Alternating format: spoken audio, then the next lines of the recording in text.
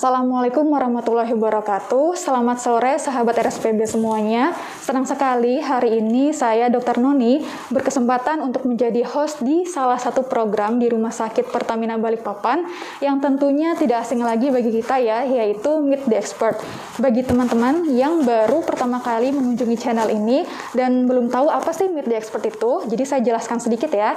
Jadi Meet the Expert itu merupakan salah satu program dari Rumah Sakit Pertamina Balikpapan, yaitu berupa podcast yang akan membahas mengenai informasi-informasi yang tentunya cukup menarik dan sangat penting bagi kita, dan kita akan membahasnya bersama para narasumber yang tentunya sudah ahli dalam bidangnya.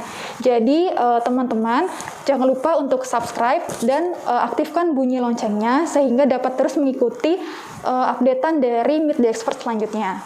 Oke, untuk tema hari ini yang akan kita bahas cukup menarik dan penting untuk dibicarakan, yaitu mengenai kesehatan mental, terutama di era pandemi. Nah, kenapa kok kesehatan mental ini perlu dibahas ya teman-teman? Jadi, sebagaimana kita tahu bahwa di diri kita itu tidak hanya melulu mengenai kesehatan fisik saja, namun juga kesehatan mental pun juga harus sangat diperhatikan. Oleh sebab itu, nanti hari ini kita akan menguliknya lebih dalam lagi bersama narasumber kita yang tentunya sudah ahli di dalam bidang kedokteran jiwa, yaitu Dr. Johani Putri, spesialis kedokteran jiwa. Ya, selamat sore dokter. Bagaimana kabarnya dok? Baik, selamat sore juga Dokter Noni. Iya dokter. Ya dokter, jadi teman-teman yang belum tahu siapa Dokter Johani ini, jadi beliau ini merupakan salah satu dokter di Rumah Sakit Pertamina Balikpapan, yaitu mengambil spesialis kedokteran jiwa dok ya. Betul. Ya, untuk bekerja di sini sudah berapa lama dok di Rumah Sakit Pertamina? Saya mengawali dari dokter umum di sini sejak tahun 2000. Kemudian tahun 2009 saya mengambil spesialisasi kedokteran jiwa, dan tahun 2014 saya berpraktek sebagai psikiater di Rumah Sakit Pertamina. Tema hari ini akan kita bahas cukup menarik dan penting sekali dok ya, karena beberapa minggu terakhir ini saya sempat lihat beberapa di platform yang mengangkat mengenai tema kesehatan mental ini dok, terutama di era pandemi saat ini. Namun sebelum kita membahasnya lebih lanjut lagi, mungkin saya akan menanyakan mengenai yang lebih basic dulu dok ya, yaitu dari definisinya sendiri. Jadi tolong dijelaskan dok, sebenarnya definisi dari kesehatan mental dari segi kedokteran jiwa itu apa ya dok? Kesehatan mental adalah suatu kondisi ketika keadaan batin kita dalam keadaan tenang dan tentram, sehingga dapat memungkinkan untuk menikmati kehidupan sehari-hari dan sekitar kita. Nah, dengan adanya kondisi ini, kemudian dimungkinkan terjadinya satu perkembangan baik secara fisik, emosional, dan intelektual, sehingga bisa hidup selaras berdampingan dengan orang lain.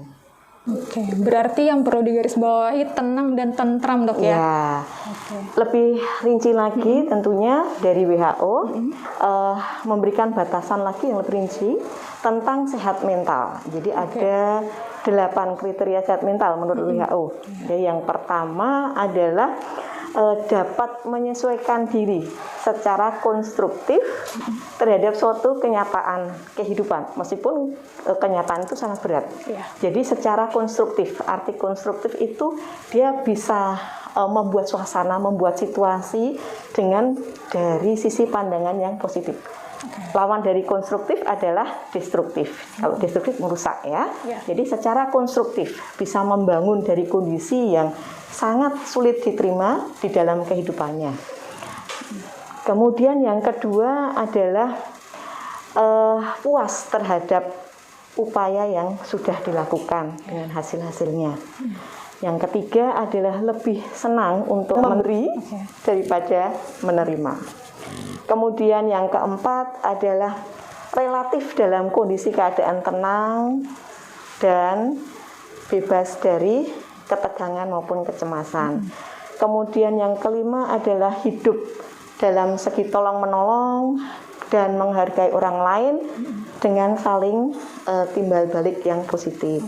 Kemudian yang keenam adalah bisa melihat dari kondisi kegagalan dalam kehidupannya menjadi sesuatu hal yang positif di masa depannya. Dan yang ketujuh adalah mengatasi rasa permusuhan yang ada dengan penyelesaian yang kreatif dan kembali konstruktif. Ya, jadi dengan kreatif dan konstruktif supaya rasa permusuhan itu hilang dengan penyelesaiannya. Dan yang kedelapan, yang terakhir adalah memiliki rasa kasih sayang yang besar. Itu kriteria dari WHO. Kalau ada salah satu atau sekian atau semuanya, artinya kita perlu melihat, oh ini ada gangguan dengan sehat mentalnya yang perlu dilihat kembali. Demikian Dokter Noni. Oh gitu dok ya. Oke dok, berarti yang dari WHO itu harus terpenuhi semua dok ya, yang 8 poin itu? Ya, tapi kembali adalah kondisi yang relatif ya. Artinya bisa saja seseorang menghadapi kondisi stres, bisa saja karena memang kondisi keadaan yang berat bertubi-tubi. Namun kembali setelah dia tenang dan stresnya ini menjadi sesuatu kekuatan yang positif bagi dia. Mungkin saat itu sedang berjuang, beradaptasi, karena stres itu adalah keadaan di mana ada adaptasi secara fisik dan mental terhadap suatu perjalanan kehidupan yang ada. Selama stres ini bisa diatasi, akan menjadi kekuatan kembali dan menjadi lebih sehat lagi. Tetapi kalau terganggu, akan menjadi kondisi yang dikatakan distres ya, yang memicu terjadinya permasalahan kesehatan mental. Oke. Jadi ini sangat penting dok ya untuk kesehatan seseorang untuk memenuhi 8 poin tadi, tapi kembali lagi tadi dok ya kepada individunya sendiri ya. Ya, jadi ini seberapa penting sih dok kita untuk menjaga kesehatan mental kita dok? Sangat penting, karena sebenarnya manusia itu adalah manusia utuh ya, sebagai makhluk yang bukan hanya secara fisik badan saja, tetapi di dalamnya ada jiwa ya, juga ada roh ya di dalamnya, karena tubuh, jiwa dan roh dari kesatuan satu manusia. Tapi kita akan membahas di sini adalah tubuh dan jiwa ya, menjadi satu kesatuan di mana ada sakit fisiknya itu pasti kalau berlangsung lama akan mengganggu juga kesehatan mentalnya. Kalau kesehatan mental terganggu, pasti akan terjadi gangguan juga dalam kesehatan fisiknya. Dan jadi sangat sama-sama pentingnya dengan kondisi kesehatan fisiknya. Oke, berarti harus seimbang antara kesehatan fisik maupun kesehatan mental itu ya dok ya? Betul. Nah tadi kan dokter menyebutkan ada gangguan-gangguan ya dok ya. Nah itu secara umum dulu dok, secara umum ini apa aja sih yang dapat memicu terganggunya kesehatan mental seseorang dok? Yang memicu ya, baik, yang memicu itu bisa terjadi sumbernya dari diri kita ataupun dari luar, dari internal atau eksternal. Kalau dari eksternal seperti kondisi sekarang ini ya Dokter Noni ya, pandemi yang panjang, yang belum selesai, juga dengan banyak berita-berita duka yang kita dengar, juga banyak orang juga yang sedang struggling dengan kondisi harus bertahan di dalam kondisi ekonomi yang terbatas, permasalahan keuangan, belum lagi dengan kondisi anak sekolah yang juga harus beradaptasi dengan permasalahan pandemi karena harus sekolah secara daring. Sangat-sangat besar sekali, ini semua bisa jadi pemicu dari kondisi gangguan kesehatan mentalnya. Juga kalau di dalam diri belum bisa menerima kondisi kenyataan yang ada saat ini yang harus dihadapi, ya, itu semua bisa memicu kondisi-kondisi yang menyebabkan permasalahan kesehatan mental.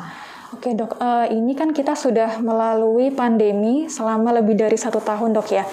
Dan banyak sekali sektor-sektor ini yang berubah gitu yang tadi dokter sudah jelaskan, mulai dari pendidikan, agama, sosial dan yang lain sebagainya dok ya. Dan kita tahu bahwa masyarakat ini kan banyak yang terkonfirmasi dok. Saya terakhir lihat di web persebaran COVID-19 grafiknya cenderung meningkat setiap harinya yang terkonfirmasi positif itu. Dan Kalimantan Timur sendiri saya lihat itu di data nasional urutannya ke-6. Nah, dari segi dokter yang langsung praktek di lapangan dok ya, apakah peningkatan kasus COVID-19 ini juga diikuti dengan pasien-pasien yang harus dikonsultasikan ke dokter? Iya, betul Dokter Noni. Kalau tadi dari sisi jumlah keseluruhan, Kaltim urutan ke-6 ya. Iya, saya lihat. Tadi saya melihat, membaca di kompas.com itu penambahan kasus baru hari ini Kaltim menjadi urutan yang ke-5 ya. Naik lagi dok ya berarti baru. ya. Belum total ya. Iya. Jadi memang banyak akhir-akhir ini pasien psikiatris semakin meningkat.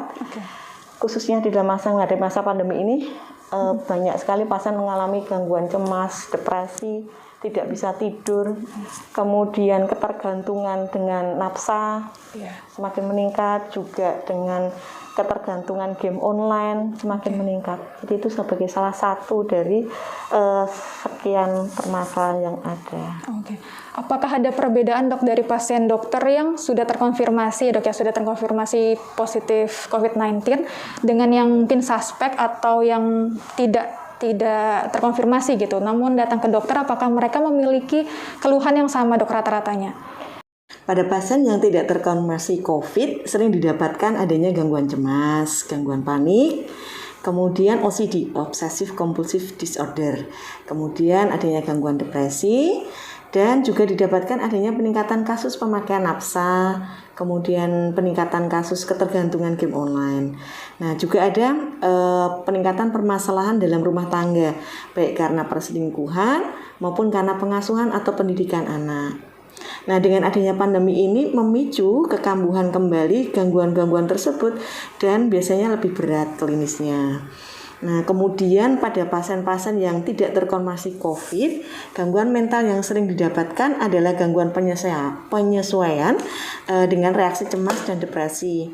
Kemudian adanya gangguan delirium dan berikutnya adalah gangguan sulit tidur atau COVID-somnia. Kemudian pada pasien yang sudah sembuh dari COVID seringkali didapatkan juga adanya gangguan PTSD, yaitu Post Traumatic Stress Disorder, di mana pasien merasa trauma dengan serangkaian peristiwa yang harus dihadapi selama dirawat di rumah sakit, baik karena tindakan medis yang didapatkan atau diterima, misalnya karena pengambilan darah, penyuntikan obat-obatan, dan juga karena berada di lingkungan asing yang baru dengan dilengkapi alat-alat medis yang terasa menakutkan, menegangkan, baik karena bunyinya, karena mungkin bentuknya, dan juga pasien-pasien ini beberapa ada yang menyaksikan pasien di sebelahnya yang sedang kritis dan mendapatkan penanganan. Oke. Untuk kriteria golongannya sendiri dok, apakah ada dominasi mungkin perempuan lebih banyak yang mengalami gangguan kesehatan mental maksudnya dok ya, atau laki-laki atau anak-anak, ada nggak dok di praktek dokter? Iya, selama ini yang datang ke polipsikiatri memang lebih banyak yang perempuan. Namun setelah kondisi COVID tidak hanya perempuan, yang laki-laki juga semakin meningkat karena kasus yang tadi PTSD dan kemudian juga kehilangan pekerjaan dan sebagainya ya. Jadi sekarang ini kok hampir rata-rata sama. Rata-rata sama dok ya. Oke dok, ini kan tadi dokter sudah sebutkan di awal ya, kalau pandemi ini merubah segalanya, dari sektor tadi pendidikan yang sudah saya sebutkan juga dok ya, kemudian agama, sosial, lingkungan dan lain sebagainya. Nah, tentunya ini kan akan berdampak, tadi ya dokter tadi sudah menyebutkan berkali-kali bahwa seseorang tuh lebih dominannya kecemasan tersendiri, terus pada akhirnya juga akan mengalami PTSD pada pasien yang post COVID dok ya. Nah, bagaimana sih dok ciri-ciri seseorang yang dia itu sudah mulai mengalami gangguan mental atau rasa cemasnya itu sudah dia berpikir, aduh kayaknya nih nggak wajar nih rasa cemas yang saya rasakan. Nah, itu ciri-cirinya kayak mana dok? Iya, rasa cemas yang harus menjadi perhatian ya, karena cemas bisa saja wajar. Siapa sih yang tidak cemas sedang menghadapi pandemi sekarang? Hampir semuanya, tetapi cemas dan tegangnya ini sangat berbeda dengan kondisi yang anxiety, cemas yang sudah menjadi suatu kondisi penyakit ya. Nah, kalau dengan cemas dan tegang dalam kondisi ini sehari-hari masih ada bahaya ini, tetapi saya tahu harus seperti apa dan artinya masih bisa produktif bekerja. Tetapi pada kondisi yang cemas yang menjadi salah satu fokus yang harus diterapi adalah cemas yang sudah mengganggu di dalam produktivitas sehari-hari, tidak bisa fokus ngurus anak, ngurus kerjaan, kemudian menjadi sulit tidur, menjadi bermasalah dengan asam lambungnya ya. Kalau sebelumnya ada riwayat asma bolak-balik menjadi kambuh ya. Demikian dok. Jadi maksudnya dokter ini setiap individu ini memang harus pada saat cemas dok ya, yang membedakannya dia ini masih wajar atau ini sudah tidak wajar adalah dari kesadarannya dia sendiri. Ya, selain kesadaran diri, pastinya juga informasi dari teman dekat atau lingkungan terdekat ya. Lu kok kamu sudah bolak-balik ini tutup pintu, sudah cek-cek, kok jadi ngalamun terus, kok bolak-balik ke kamar mandi. Ya, pastinya. Ini ada rentang waktunya nggak dok kira-kira? Maksudnya misalkan saya nih cemas misalkan seminggu 3 kali atau minggu depannya nggak cemas lagi, tapi kadang cemas lagi. Nah, atau ada juga cemasnya sampai berbulan-bulan. Itu ada rentang waktunya nggak? Dikatakan cemas itu harus dikonsulkan ke spesialis kedokteran jiwa. Sebenarnya semakin cepat aware dengan kondisi yang dirinya akan semakin lebih baik untuk dilakukan terapi, baik secara psikoterapi maupun dengan medikamentosa. Belum tentu setiap pasien akan menerima terapi medikamentosa, mungkin hanya dengan psikoterapi saja sudah usai. Artinya semakin ngeh dengan apa yang terjadi diri, bahwa kok saya ada mengalami gangguan ini sehingga saya tidak fokus, berhari-hari saya nggak fokus, pekerjaan saya numpuk, semakin saya numpuk saya menjadi uring-uringan, saya nggak bisa tidur. Semakin cepat semakin lebih baik. Memang ada kriteria tersendiri ya untuk gangguan cemas sekitar 6 bulan gitu ya. Tetapi terakhir ini dengan kondisi pandemi, kalau sudah mulai berubah dan produktivitas sudah mulai menurun, tidak fokus dengan pekerjaannya, akan lebih baik. Bisa datang konsultasi, atau kalau mempunyai teman dekat yang bisa diajak ngobrol, kemudian lebih nyaman, masih bisa ditata dengan itu dulu, dibantu dengan itu dulu, tidak apa-apa, dan kemudian bisa lebih baik. Ya, oke. Nanti bisa pada suatu saat ternyata dengan apa yang sudah dilakukan kok belum berhasil, silakan harus datang ke profesional, tenaga kesehatan profesional. Oke. Untuk ini dok, yang kasus terburuk misalnya dok, kasus terburuk yang bisa terjadi dari gangguan kesehatan mental di era pandemi ini apa dok? Yang paling buruk? Kasus terburuk, yang maksudnya inilah kasus yang berat dan gawat darurat ya. Nah, beberapa kasus terburuk yang diantaranya adalah percobaan bunuh diri atau suicide, kemudian penelantaran diri. Berikutnya adalah perilaku agitasi dan agresi, yaitu mengamuk dan menyerang sehingga bisa membahayakan orang lain atau lingkungan. Berikutnya adalah intoksikasi maupun withdrawal dari zat atau nafsa. Tapi dari pasien-pasien dokter tersebut ada yang sudah kembali pulih nggak dok? Maksudnya dia yang dari kasus terburuk tadi, terus dengan pertolongan dokter atau profesional lainnya biasanya bisa kembali. Ada kemungkinan mereka ini untuk sembuh kembali seperti normal gitu nggak dok? Sangat bisa. Sangat bisa dok. Ya, dan ada beberapa pasien yang juga sudah tidak datang kembali karena sudah membaik ya selama kondisi pandemi dan mengalami terpapar COVID, kemudian mendapatkan pendampingan yang baik. Nah, kemudian saya dan bersyukur sekali di Rumah Sakit Pertamina ini di dalam menangani COVID kita memiliki tim gitu ya. Ada tim, ada pendampingannya, dan ini cukup membantu sekali secara emosional pasien ya, ketakutan pasien dalam menghadapi pandemi selama dirawat sangat besar sekali dampaknya untuk kesembuhan pasien selama ada pendampingan. Oke, selama ada pendampingan dok ya. Ini berarti maksudnya pendampingannya secara gimana dok? Lewat telemedicine atau bagaimana? Pasien yang kita rawat saya bicara ya, pasien yang dirawat di sini, kita di sini kan ada tim untuk perawatan COVID. Nah, salah satunya psikiater dilibatkan dalam hal ini. Itu sangat besar sekali pengaruhnya ya terhadap rasa nyamannya pasien, ketakutan pasien dalam menghadapi kondisi yang terkonfirmasi, rasa terisolir demikian. Nah, kalau di luar yang tidak dirawat, biasanya pasien sudah mulai sekarang ini saya amati mulai ngeh dengan yang apa terjadi dalam dirinya, sehingga yang terkonfirmasi positif tetapi melakukan isoman, mereka biasanya melakukan telemedicine. Berarti ada hotline-nya gitu dok untuk telepon atau gimana, atau dari rumah sakit sini memang memantau mereka lewat telemedicine? Para pasien sudah menyampaikan ke rumah sakit tentang kondisi isomannya dan kemudian memerlukan pendampingan psikiater, kemudian disarankan untuk melakukan telemedicine. Selama ini yang dilakukan seperti itu. Oke dok. Iya dok, tadi kan sudah mengenai kasus-kasusnya dok ya. Sekarang kita membahas mengenai bagaimana sih caranya supaya mental kita ini tetap sehat dok. Terutama kan sekarang ini banyak sekali hoax-hoax di platform dok ya. Contohnya kayak vaksinasi yang diberikan oleh pemerintah itu bisa mematikan atau tidak berguna. Nah seperti itu dok, bagaimana dok? Betul. Ya, dalam kondisi sekarang ini, dalam pandemi ini juga akan menjadi hal-hal yang lebih berat lagi ya setelah ada hoax yang berbagai macam. Nah, tentunya kita harus meresponi pandemi ini dengan cara responsif, bukan reaktif. Perbedaan apa? Pada saat kita melakukan sesuatu pendekatan secara responsif, itu kita akan tenang dan kemudian mencari informasi, oh pandemi ini seperti ini, oh ini akan diberikan seperti ini, kemudian ditelaah dan disaring. Nah setelah itu ya terbuka untuk menerimanya. Tentunya ini akan menjadi lebih nyaman bagi masyarakat. Berbeda kalau pendekatannya secara reaktif. Reaktif itu langsung berespon, cepat, terburu-buru. Dampak yang terjadi adalah gampang sekali panik.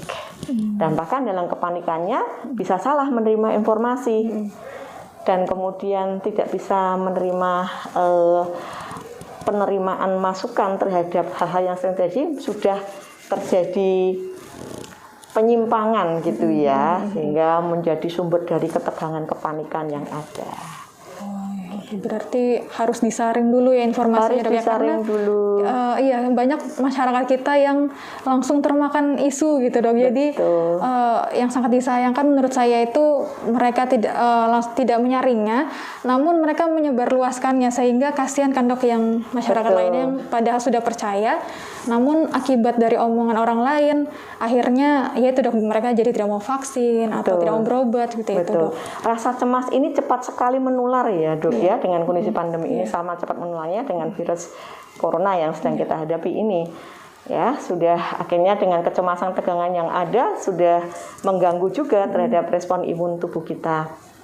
Itu yang harus kita perhatikan. Saya mau menambahkan lagi Dr. Noni, tadi kan Dr. Noni membahas tentang filter ya, memfilter dari berita-berita yang ada. Betul, kita juga dituntut masyarakat sekarang harus mencari literasi ya. Literasi lebih baik lagi karena saking banyak informasi kita harus ngerti ini informasinya benar atau enggak, sehingga dengan kemampuan literasi di masyarakat yang semakin membaik ya mencari sumber yang lebih baik yang update dan kemudian diberikan oleh memang pakarnya yang berkompeten jauh akan lebih baik dan memberikan ketenangan pada masyarakat. Kemudian dok, apakah pikiran kita sendiri itu juga sangat berpengaruh dok terhadap kesehatan mental kita dok? Sangat. Kalau tadi saya katakan yang memicu kesehatan mental kita, yang terjadi gangguan kesehatan mental kan ada dari internal eksternal ya dok. Yang dari internal itu contohnya dari pikiran kita yang tidak mau menerima masukan, kemudian memiliki target yang terlalu tinggi tetapi tidak sesuai dengan kemampuan diri yang ada, seperti itu. Berarti harus mengatur pola pikir juga dok ya dengan baik. Sangat mengatur pola pikir kita untuk biar kita bisa sehat. Jadi secara menyeluruh untuk bisa memiliki kesehatan mental yang bagus, kita harus mempunyai lifestyle yang baik ya.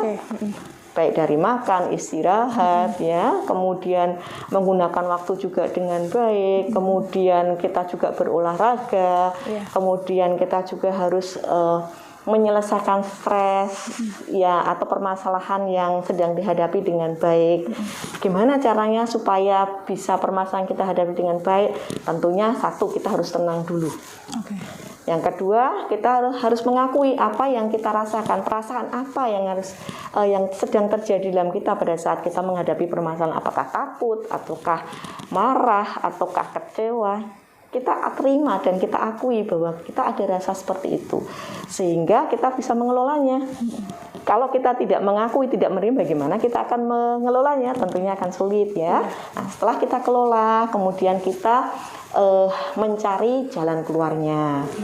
Di dalam mencari jalan keluar bisa kita mendapatkan dukungan ya, dukungan baik dari keluarga terdekat atau dari peer support group kita ya, teman kerja atau lingkungan mungkin keagamaan, itu bisa saling menguatkan kita. Oke, yang poin terakhir itu dok mengenai keluarga atau lingkungan sekitar support system dok ya. Iya. Nah, bagaimana sih dok support system yang baik gitu dok untuk tetap membantu kita menjaga kesehatan mental kita itu bagaimana? Ya, support system yang baik adalah harus saling timbal balik ya. Oke. Timbal balik, bukan hanya satu orang saja yang perhatikan kemudian orang tersebut tidak memberikan perhatian ke orang lain, tentunya tidak, harus ada timbal balik di dalam, karena setiap orang adalah sebenarnya makhluk sosial yang juga memerlukan pengakuan, penguatan ya. Nah, support system yang baik adalah saling terbuka, kemudian memiliki kepedulian, empati ya, empati pada saat seseorang kemudian sedang mengalami masalah atau mungkin murung atau sesuatu yang sedang tidak nyaman. Kemudian teman yang lain bisa, oh kayaknya ini perlu saya temani, mungkin saya sapa atau mungkin saya buatkan teh atau kopi atau sekedar hanya ngobrol, menyapa, memberikan senyuman ya, sehingga memiliki rasa nyaman dan menyadarkan bahwa dia tidak sendirian menghadapi permasalahan yang sedang terjadi. Ya, oke, ini yang terakhir dokter. Apa saran dokter untuk sobat RSPB yang ada di rumah agar kesehatan mental kita ini tetap terjaga dengan baik, dok? Baik, yang pertama tadi ya harus menjalankan lifestyle yang bagus ya. Kemudian yang kedua adalah dengan kondisi pandemi ini tentunya kita harus menyelesaikan permasalahan yang ada dengan responsif ya, sehingga kita bisa tenang menyelesaikan permasalahan yang ada dan mencari informasi yang benar, bukan dengan cara yang reaktif yang akan menimbulkan kepanikan dan kecemasan. Kita harus mengingat, kepanikan, kecemasan ini sangat besar menularnya ke lingkungan masyarakat selama kondisi pandemi ini. Dan yang terakhir tidak kalah penting adalah kita harus bersama-sama, berjuang bersama-sama, mempedulikan diri kita dan lingkungan kita secara bersama-sama, sehingga harapannya permasalahan pandemi ini bisa selesai. Oke. Baik, terima kasih Dr. Johani untuk sharing ilmunya hari ini. Semoga bisa menjawab pertanyaan dari teman-teman yang ada di rumah, dok ya, tentang kesehatan mental di era pandemi. Dan terima kasih juga untuk teman-teman yang sudah menyaksikan acara Meet the Expert hari ini. Jangan lupa untuk terus update di Meet the Expert selanjutnya. Terima kasih, salam sehat semuanya. Salam sehat.